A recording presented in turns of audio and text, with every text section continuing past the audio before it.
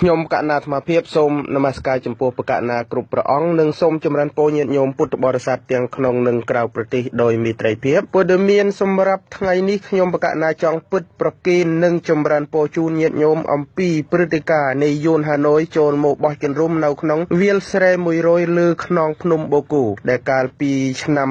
2013ខែសីហារដ្ឋាភិបាលបានធ្វើការចរាចរណ៍ថាគ្មានយួនមួយក្បាលណាមកបោះជំរំលើភ្នំបូកូនោះទេក៏ប៉ុន្តែដោយញាតិញោមពិនិត្យឃើញនៅក្នុងទិដ្ឋភាពវីដេអូជាក់ស្ដែងនេះហើយបណ្ដាញព្រះសង្ឃឯករាជ្យនិងក្រុមការងារចំនួន5នាក់បានចុះទៅតាមដានពិនិត្យមើលសកម្មភាពយួនជញ្ជូនគ្នាចូលមកបោះជំរំនៅលើខ្នងភ្នំបូកូគឺមានច្រើនសន្ធឹកសន្ធាប់ក្នុងរយៈពេល1ម៉ោងយើងឃើញថាមានយួនចំនួន100នាក់បានចូលមកមើលវាលស្រែ100ហើយចូលទៅគោរពបូជានៅក្នុងកន្លែងរូងភ្នំមួយដែលគេហៅថាថ្មសមាធិហើយយួនទាំងនោះមកហាក់បីដូចជាអ្នកមានជំនឿចំពោះអបិយជំនឿយ៉ាងមុតមមខ្លាំងណាស់ក៏ប៉ុន្តែទេសនៈនៅពីខាងក្រោយខ្នងយួនគេបាននិយាយថាប្រសិនបើយួនមកមើលទីនោះបានរៀបម៉ឺនរៀបសែននាក់យួននឹងទទួលបានទីនោះជាកម្មសិទ្ធិរបស់ខ្លួនការជំរុញប្រភេទនេះហើយទើបធ្វើឲ្យយួនជំនួនដល់ច្រើនចូលមកទេសនាទីនោះមិនដាច់ហើយ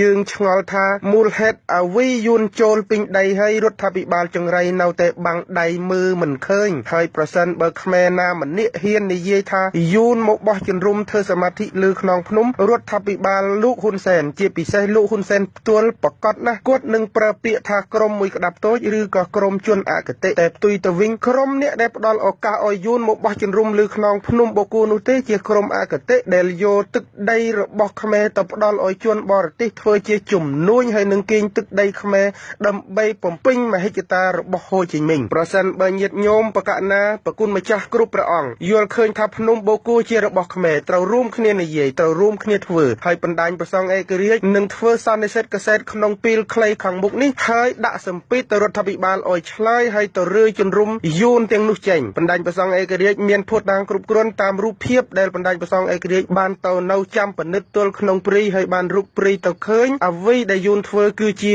មហិច្ឆតាលេបតបាក់ទឹកដីខ្មែរទាំងមូលតែម្ដងខ្ញុំបកណាអាត្មាភាពសូមចម្រើនពរជាព័ត៌មានដល់អ្នកសារព័ត៌មានសូមមេត្តាយកចិត្តទុកដាក់ហើយផ្សព្វផ្សាយព័ត៌មាននេះឲ្យបានច្រើនដើម្បីបង្ហាញព័ត៌មានពិតដល់ប្រជាជនខ្មែរថាលោកហ៊ុនសែនមិនបានការពារអ្វីដែលជាកម្មសិទ្ធិរបស់ខ្មែរនោះទេហើយហ៊ុនសែនបានប្រើសម្ដីនៅក្នុងសភា5ម៉ោង20នាទីថាមិនអនុញ្ញាតឲ្យបាត់ដី1មីលីម៉ែត្រជារឿងពិតណាស់ក៏ប៉ុន្តែហ៊ុនសែនបានធ្វើឲ្យបាត់ដីបូកូក៏ហ៊ុនសែនអត់និយាយដែរហើយយើងត្រូវតែដាក់សម្ពាធទៅរដ្ឋាភិបាលឲ្យដកអាជ្ញាប័ណ្ណពីក្រុមហ៊ុនសុកគួងដែលអភិវឌ្ឍនៅលើខ្នងភ្នំបូកូហើយប្រសិនបើញាតិញោមនិងប្រកាសណាប្រគុណម្ចាស់នៅតែបង្ងើយកន្តើយមិនគិតឃើញពីមហន្តរាយជាតិទេយួននឹងបានឱកាសលេបទៅបាក់ទឹកដីខ្មែរកាន់តែខ្លាំងដរាបណាមានបណ្ដាញប្រសង់ឯករាជ្យនិងមានសមាជិកបណ្ដាញប្រសង់ឯករាជ្យនៅក្នុងស្រុកខ្មែរកន្លែងណាដែលមានការលេបទៅបាក់កន្លែងណាដែលមានការរំលោភបំពានគឺបណ្ដាញប្រសង់ឯករាជ្យឈរនៅទីនោះដើម្បីនិយាយឲ្យញាតិញោមពុទ្ធបរិស័ទដឹងហើយការនិយាយរបស់បណ្ដាញប្រសង់ឯករាជ្យ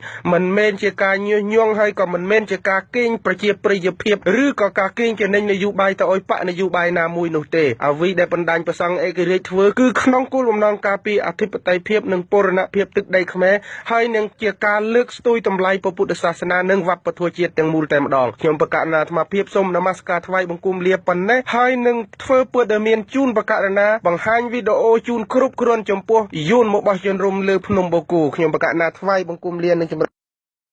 បាទពលរដ្ឋវៀតណាមជាច្រើនអ្នកបន្តឡើងទៅភ្នំបូកូតាមរថយន្តនិងម៉ូតូផ្ទាល់ខ្លួនដើម្បីធ្វើសមាធិនិងបូជាតាមបែបសាសនាភ្នំបូកូបានក្លាយជាទីសក្ការៈបូជាដ៏ពេញនិយមបំផុតរបស់ប្រជាជនវៀតណាមហើយពួកគេចាត់ទុកភ្នំបូកូជាកន្លែងបន់ស្រន់លោកមុំមនីរតមានសេចក្តីរាយការណ៍ពីខេត្តកំពត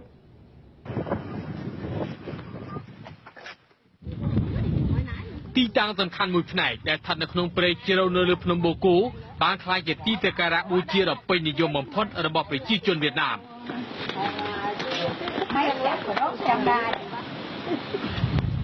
ទីតាំងនេះស្ថិតនៅចំណុចវាលស្រែ500ដែលប្រជាជនខ្មែរភាគច្រើនមិនដែលស្គាល់និងពុំទាល់ដែលបានទៅដល់កន្លែងនេះមានចម្ងាយប្រមាណជាង10គីឡូម៉ែត្រពីសន្តាគារបូកូរបស់លោកតុកគង់Phật thầy Quan Phượng Đặng Đại Thần Chư Quan Phụ Thần Chư Vị Sơn Thần Chư Vị Năm Non Bảy Núi Chư Vị ở Tòa Lơn đây cái gì mà quá trần chập rồi បុគ្គលិកដែលបម្រើការក្រុមហ៊ុនឋានសួគ៌បូកូរបស់លោកសុកកុងនិយាយថាភាគច្រើនបំផុតនៃអ្នកមកគោរពបូជាដុំថ្មនៅតាមលអាងនិងព្រៃជ្រៅជ្រៅនៅលើភ្នំបូកូនេះគឺជាពលរដ្ឋវៀតណាមហើយជួនកាលពួកគេមកសម្រាកជាច្រើនយប់ក៏មានដែរ mai đó bạn phải vô nữa đào lan tô đó សក្ការៈពុទ្ធបូជារបស់ក្បែរយើងគួរតែក្រុមហ៊ុនឬក៏រដ្ឋាភិបាលរៀបចំកន្លែងនេះទៅជាកន្លែងពុទ្ធិបាករសម្រាប់ពលរដ្ឋខ្មែរយើងឲ្យបានទូលំទូលាយយើងគិតថាតាមការសង្កេតមើលទៅឃើញថាពលរដ្ឋខ្មែរយើងនៅតំបន់នោះគឺហាក់បីដូចជាមិនដឹងតតែសោះបាទអញ្ចឹង ជាក់ទៅនឹងបញ្ហានេះទាំងលោកស្វាយវុធានាយកនីតិកម្មនឹងទំនាក់ទំនងសាធារណៈរបស់ក្រុមហ៊ុនសុខាឋានទូបូកូនិងកូនប្រសាររបស់លោកសុកកុងគឺលោកសាយសុភ័ត្រាប្រធានផ្នែកលក់និងទីផ្សារបានបដិសេធថាលំហូរនៃជនជាតិវៀតណាមដែលឡើងភ្នំបូកូក្រោមហេតុផលនៃសាសនានេះគឺខាងក្រុមហ៊ុនមិនថត់នៅពីក្រោយរឿងនេះទេកាលពីថ្ងៃទី20ខែធ្នូឆ្នាំ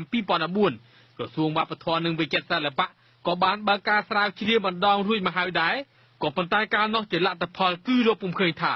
ការធ្វើសមាធិរបស់ជនជាតិវៀតណាមនេះអាចមានផលប៉ះពាល់ដល់វប្បធម៌ប្រពៃណីនិងទំនៀមទម្លាប់របស់កម្ពុជាទេ Nam mô Ta Bà Giáo chủ Bổn sư Thích Ca Mâu Ni Phật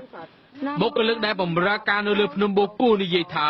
ពលរដ្ឋវៀតណាមដែលឡើងទៅធ្វើសមាធិនៅតាមកន្លែងមួយចំនួនក្នុងបរិវេណដែលគ្រប់គ្រងដោយក្រុមហ៊ុនគឺមិនអនុញ្ញាតឲ្យស្នាក់នៅលើសពី2យក3ថ្ងៃបានឡើយ